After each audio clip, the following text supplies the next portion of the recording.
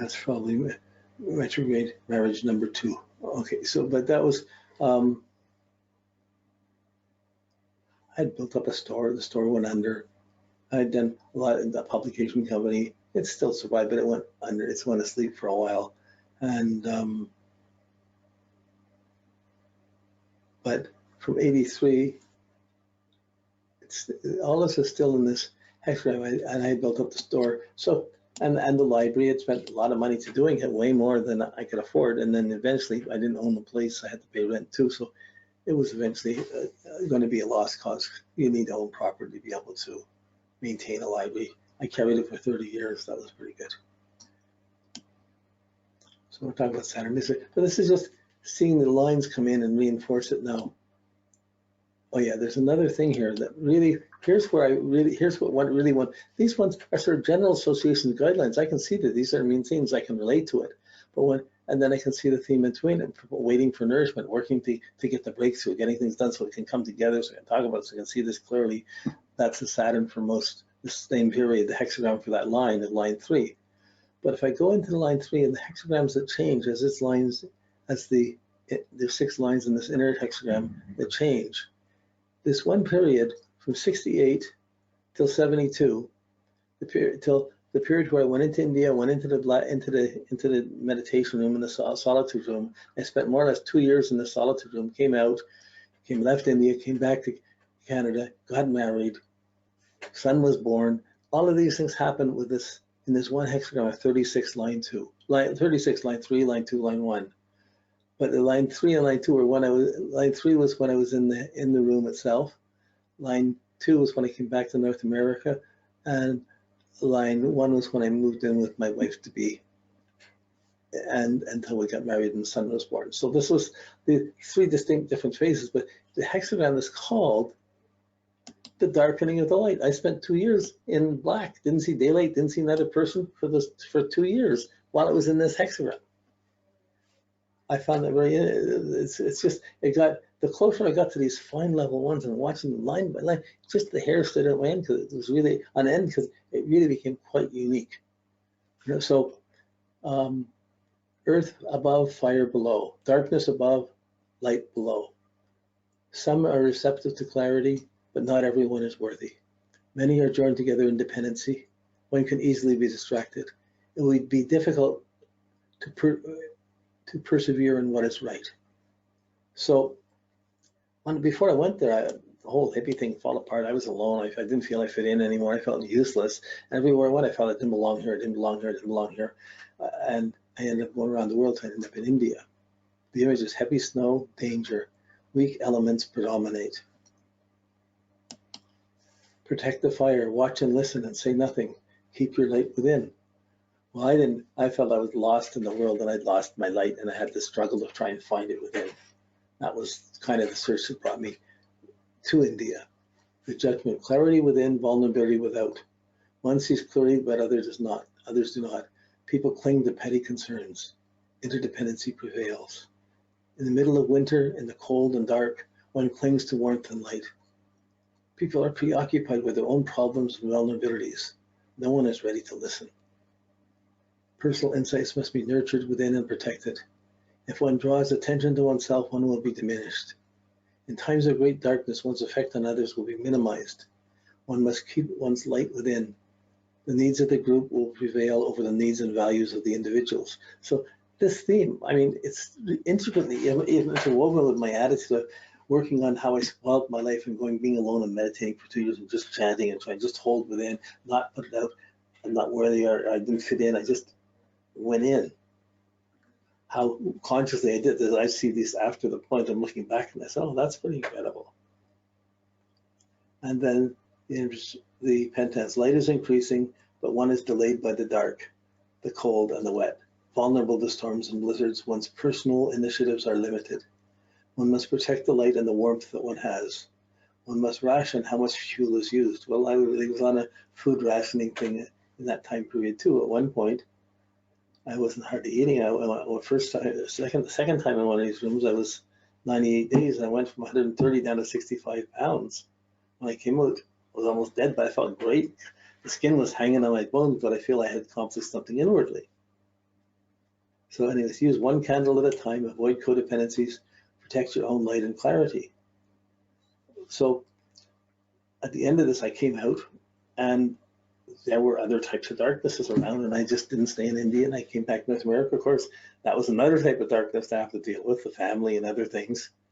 And then I set up my own family, and that's another type of darkness I had to deal with. There was a light and there was a darkness, but it worked for a while, didn't work for very long, and whoa, it came off. So the second one, the third line in the first place, silent steps, movement into danger, caution is needed. There's no one to rely on. Trust your own intent. This was when I stepped out of the room. I came out of the room.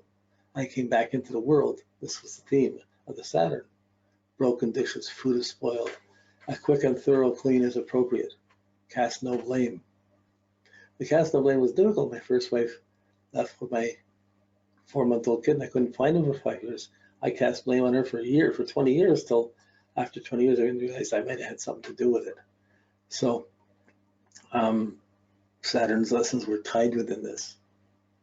Without securing relationships, one draws attention to oneself.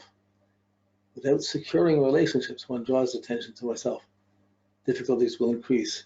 Someone may try to undermine you. If one must move, it would be wise to be inconspicuous and silent. So in the marriage, I was drawing attention to myself, but I really wasn't holding the marriage together that well. I was being held together. She was carrying more than I was carrying probably at the time. And we moved out to the country in this period, but then the son was born, and then it didn't stay. Like, then it left. So like, it really was a darkening of my light or any pride or ego that I would have had, and starting over. Looking back, 72, that's 50 years, more than 50 years ago, or 40 some odd years ago. But this is out of that down and rebuilding. I had visions. I built a musical instrument. I built up an astrology bookstore. I built up a school. I built up these things, and I had to work at something that was meaningful relationships. And at the same time, having to deal with the karma of my own life.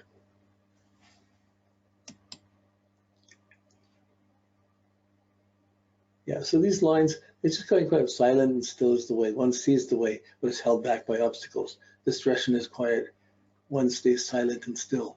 This was sitting in the room. When the first, they're in that, or they went from the 3rd degree to the 2nd to the 1st. So we're going to go the other way. But the first one was about coming back and dealing with, like this one is I was staying. I sat in the room. Why go out? I wasn't planning on coming out. Period. There's only so much one can handle. This is not the right time to go to extremes. Consider the implications. One observes and listens. There is no context in the voice of others. One holds to virtue within. One will not ask for anything. To do without is appropriate. Well, I really felt that. Like what I was going through, who cares if someone's sitting alone or doing their own thing? That's my own thing. Doesn't mean anything to anybody else.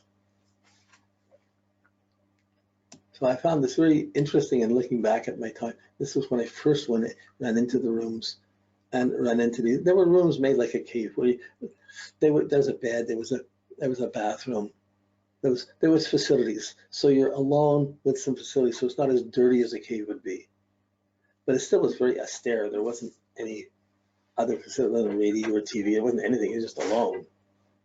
You had a light if you wanted it, and then a little light you could read by. I found the reading was disturbing, so I just stayed in the dark during the time. So anyway, action without words.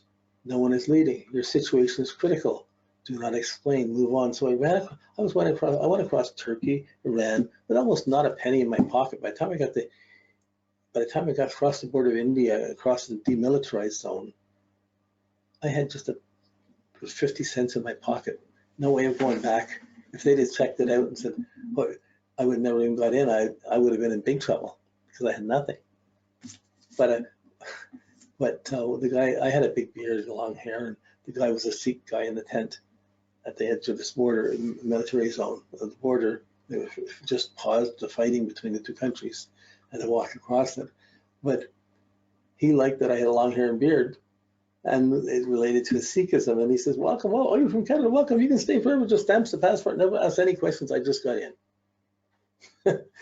And so then within about an hour or two of that, I ran across someone who had been in some of these rooms and spent time alone, and he pulled me in, and the rest is history. So anyways, powerful penetration, responsibilities will develop from here. In the midst of danger and difficulties, no one is reliable. One cannot simply sit still and simply endure inertia and sloth. Through independent initiatives, problems will diminish and deliverance will come. Well, I felt that by being alone and by chanting and being alone, it would bring a deliverance. It would open things up. And it was with that belief that I had to work on me that had been spoiled to try and keep working on it till I built that up enough till I came out. So anyway, I just want to go through this because this is a little story, but it's how, to me, these were strong when I'm reading these things, these were really strong affirmations of things, of my experiences of what I've been through. Not in the way you rationalize it. It's written from another place altogether, but as astrology tunes into it, it's really useful. There's a philosophy behind each of these teachings. In a simple way, you could see that if you're walking through, if you look at this, I'm just going to back up a bit here. To the beginning, or over here. Oops. Okay, so Saturn, it's in line 2 is a plus, it's an active line. Line 3 is an active line. So even though I spent time alone and being really inert alone, my Saturn was always working to be active, trying to be active, to prove something, to achieve something, It doesn't slow down. It doesn't go into a passive line until 2032, whoops, oh, where are we here? Well, sooner than that. I may be relaxed sometime soon. It goes into a broken line in 2028. You see the minus behind the line here. Then that's the point where it goes up to 3 and it backs up through these 3 years, it comes through it, and then it gets a little more passive later in the life. So you can see if there's difficulty with the planet, sometimes you dish it out, sometimes it happens to you. If it's passive, it's a passive line, there'll be a minus here beside the number.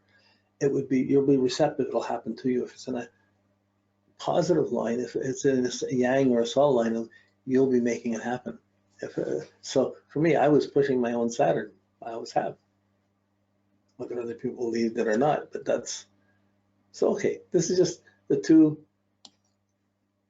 Saturn. So even though my Saturn did this little bit, these 2-degree movement, 2.5 degree movements in my lifetime, they're packed with meaning and packed with relevance and insights. Every time I go over this, it just blows me away that this is so relevant and insightful. So there's only a limit to how much I can teach. Each of these things, you read it. No, the first time I read it, and I'd sit there and I'd be working on it for a month or two, thinking about it, reflecting on the implications. Oh my goodness, think about this. Go back and read it. I'd be going back and forth just on one hexagram and one line. Then I look forward, backwards, and I'd work on it. And over 50 years, I've just grown in my relationship. I've worked at it. So now coming back and teaching it again, every time I teach these classes, I have to go over this. I have to know my chart better and go through these things again and re-audit all the things, what's real, what's not, how it changed, how I see it differently. This is progressions. This is life. Okay. What are we doing for time? Okay, we gotta go. Now, so everybody's got a Jupiter and Saturn. I put them both together on the charts here so we can see them. And I put the main factors, the main dates on it. You all have your printouts. You all have these dates marked. They'll be there marked on the printouts.